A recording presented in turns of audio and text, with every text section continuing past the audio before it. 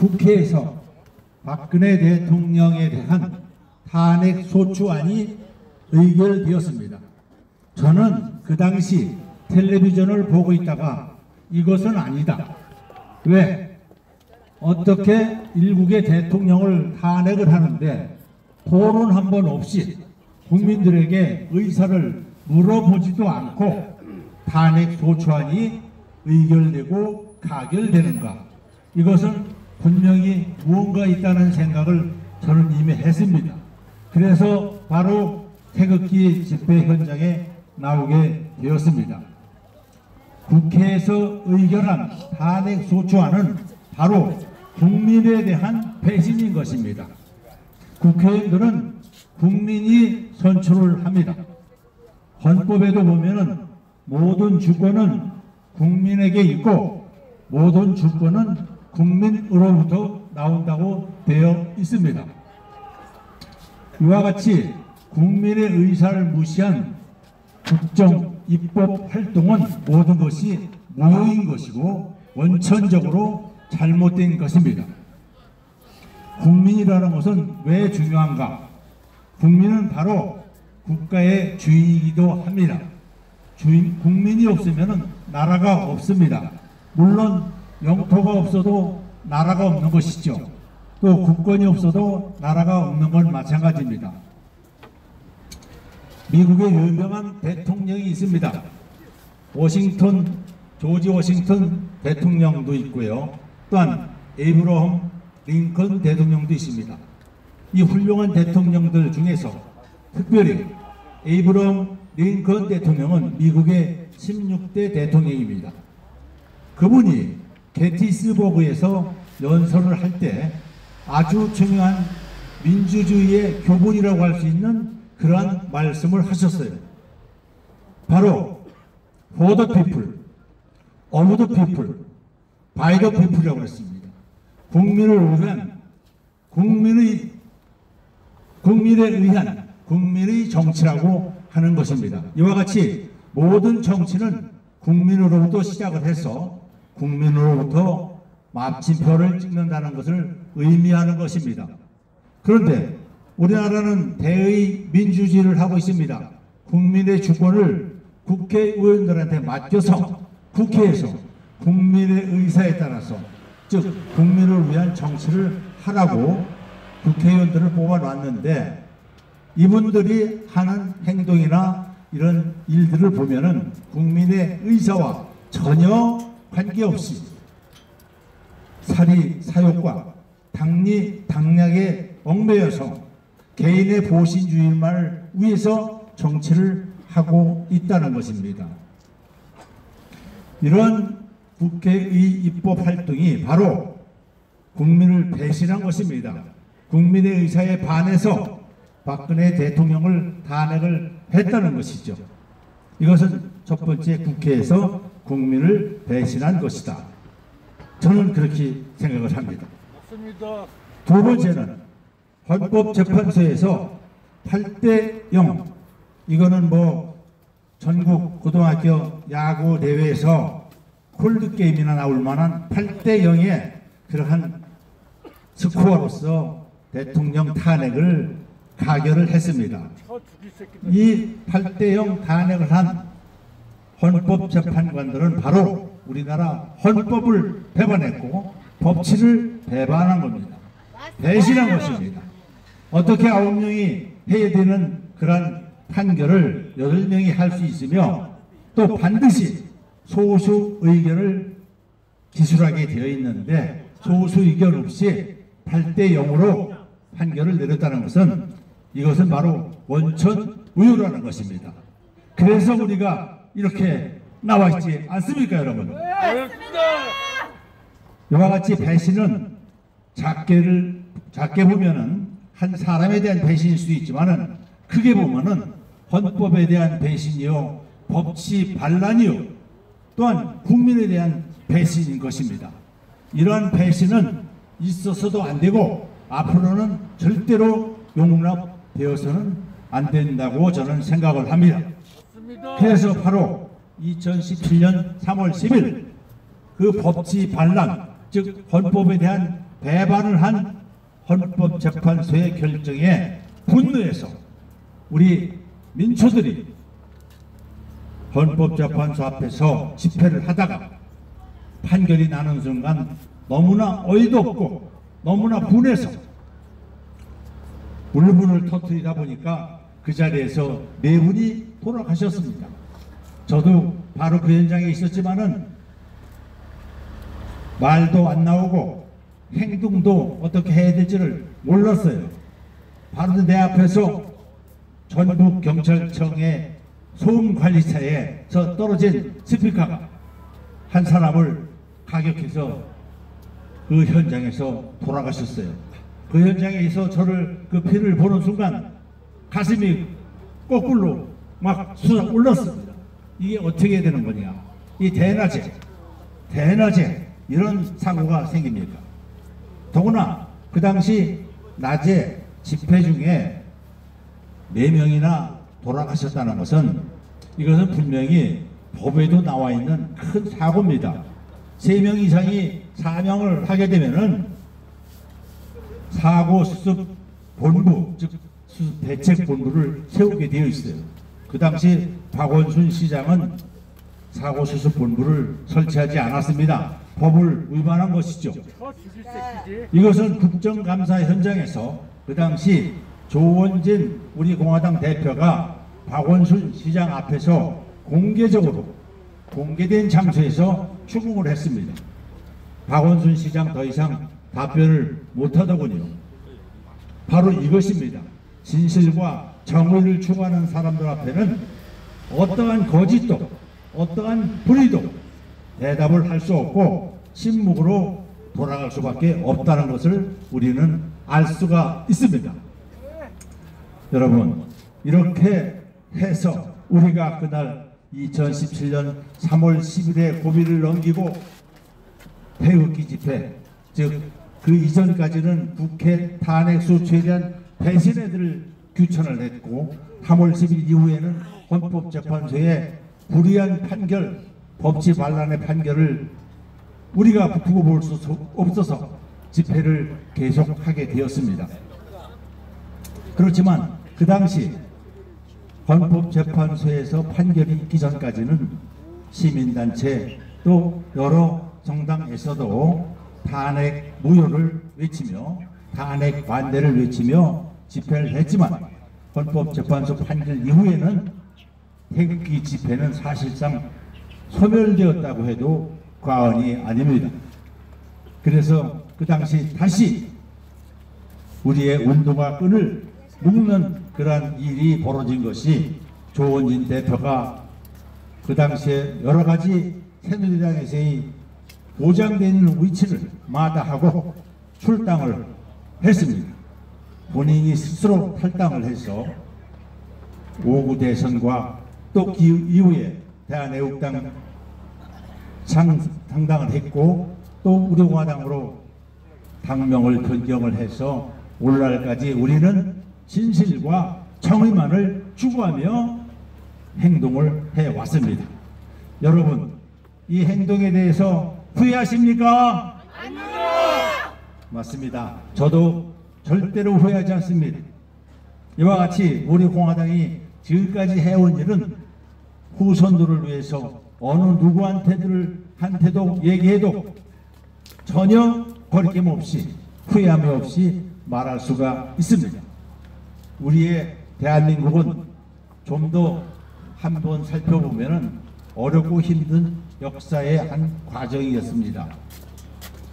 1800년대에 2조 봉건과 또 가난에서 또 외정시대에서 또 6.25 전쟁의 폐허에서 대한민국은 천우신조 하늘이 도와서 지금의 대한민국까지 왔습니다. 외정시대 때 우리가 해방을 맞이한 것은 우리 물론 독립군이나 또 광복군 여러분들이 수고를 많이 했습니다. 애국자들. 그렇지만 결국 미국이 원자탄 2방을 떨어뜨림으로써 히로시마와 나가사키에서 떨어진 2발의 원자탄에 의해서 일본은 무조건 항복하고 대한민국이 해방이 되었습니다. 5년 후에 6.25 전쟁이 일어났습니다.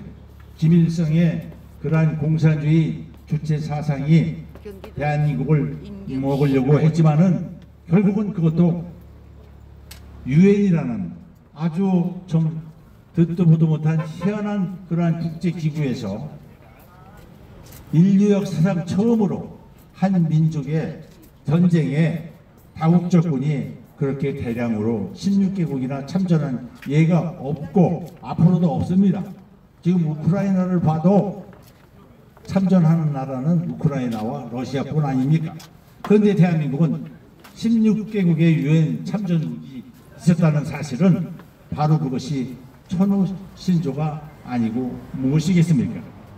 이렇게 6.25 전쟁에서 벗어났지만 나라를 찾아냈지만 결국은 우리 대한민국은 또 보릿고개라는 힘들고 어려운 과정을 겪었죠. 그때 교육을 제대로 받은 지식인들이 많지 않았습니다. 외정시대 때 주로 일본의 역사나 일본어 공부를 많이 했고 창씨 개명을 해서 나라에 별로 도움이 안 되는 그런 공부들은 했지만 진정 대한민국이 근대화되고 현대화되는 데 대해서 공부를 한 사람은 바로 박정희 대통령 각하였습니다.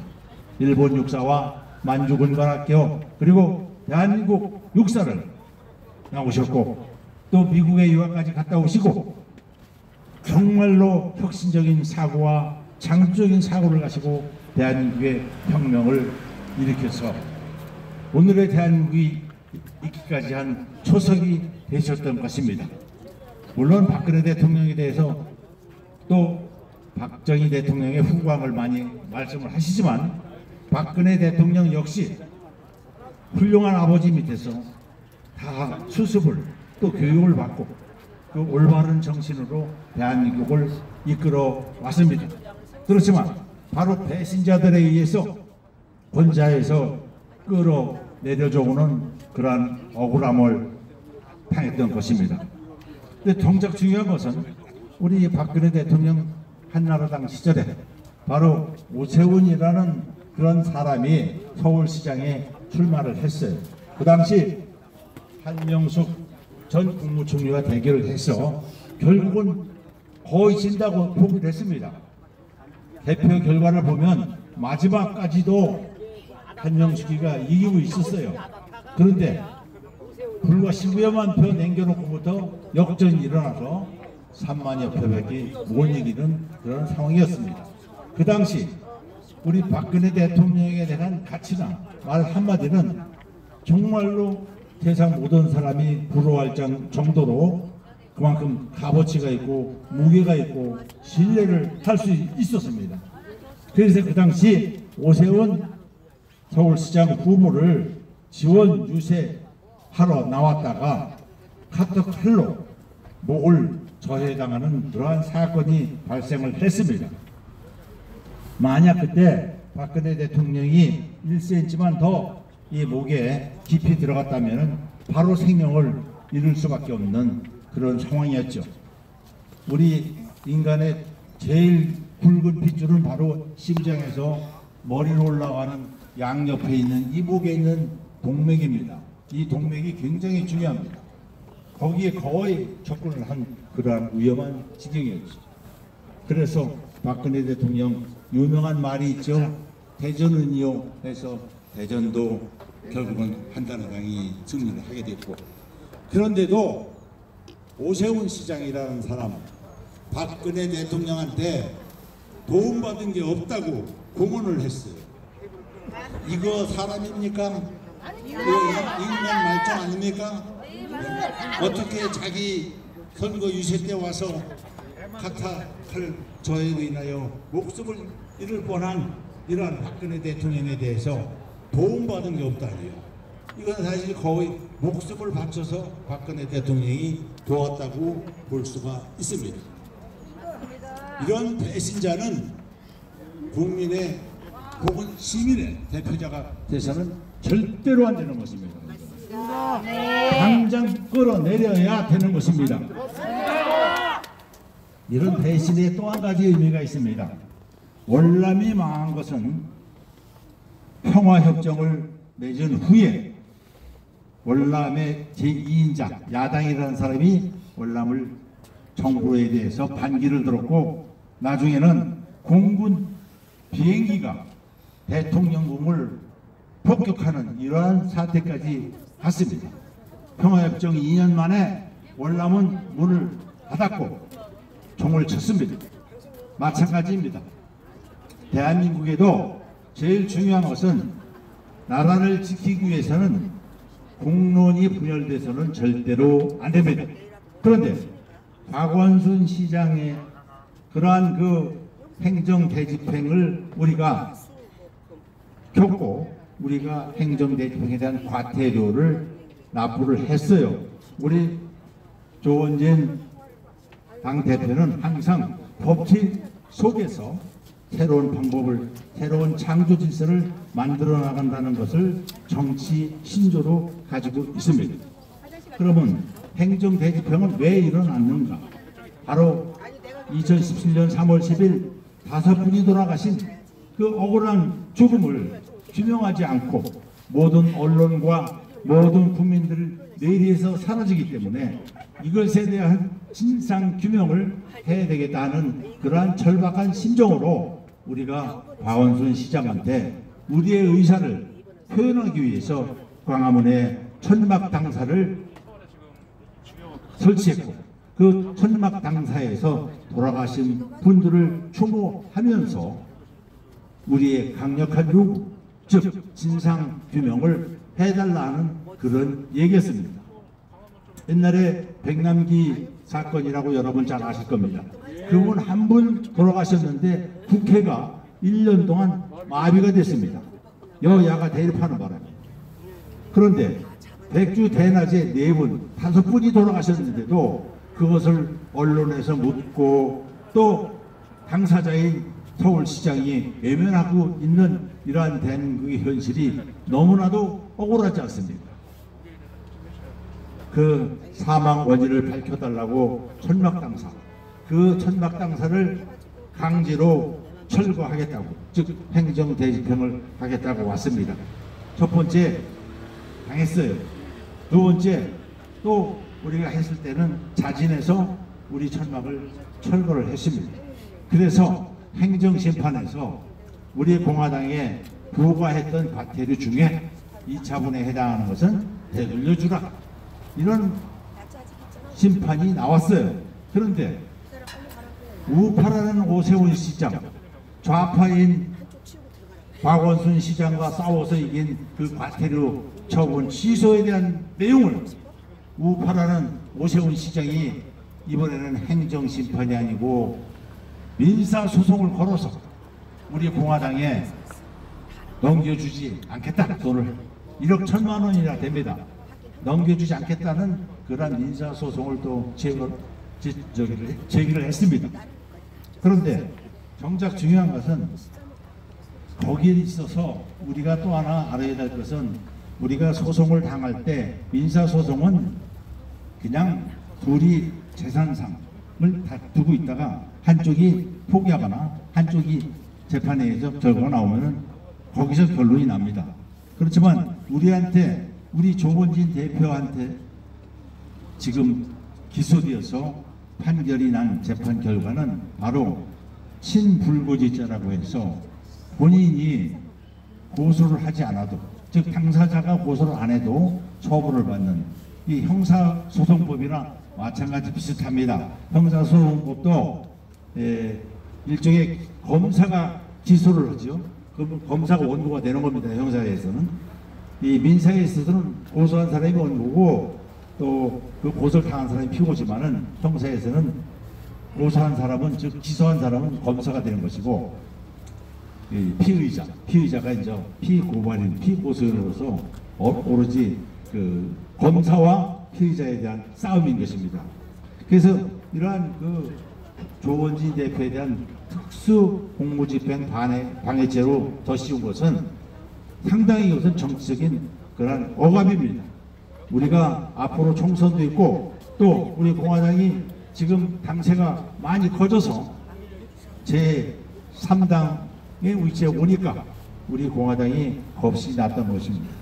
따라서 이러한 우리의 의지 때문에 우리는 정치적인 탄압을 받고 있는 것이고 정치적인 행위에 의해서 우리는 억울한 사정을 어디에 호소할 길이 없어서 여기 와서 이렇게 하고 있는 것입니다. 맞습니다. 여러분, 우리 오세훈 시장 배신의 정치를 그만두든가 아니면 우파라는 그러한 우파에서 내려오든가 둘 중에 하나 해야 될 거로 저는 믿습니다.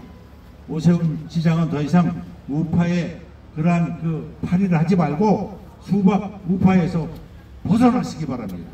그리고 맞습니다. 우리 공화당에 대한 소를 취하해 주시고 이렇게 해서 우리 공화당의 50만 당원과 5만 책임당원이 원하고 바라는 우파로 돌아올 것을 우리는 강력히 주장합니다. 그것이 아니면 우파에서 내려오시고 시장에서 내려오시고 야인으로 돌아가시기 바랍니다. 개나 키워라. 재미없는 말을 제가 한 것은 이유가 있습니다. 이유는 바로 우리는 결론은 배신의 정치를 해서는 안 된다는 것이죠. 우리 공화당 내에서도 그렇지만 우파 내에서도 그렇고 언제나 동지는 뜻이 같은 사람들이 모여있는 거니까 배신을 하지 않고 똘똘 뭉쳐서 진실과 정의의 대한민국을 만들어서 훌륭한 대한민국을 만들어서 후손과 자손 만대에 넘겨줄 수 있는 대한민국을 만들기 위해서 우리 다 같이 힘을 합치고 열심히 투쟁합시다. 감사합니다. 예, 감사합니다.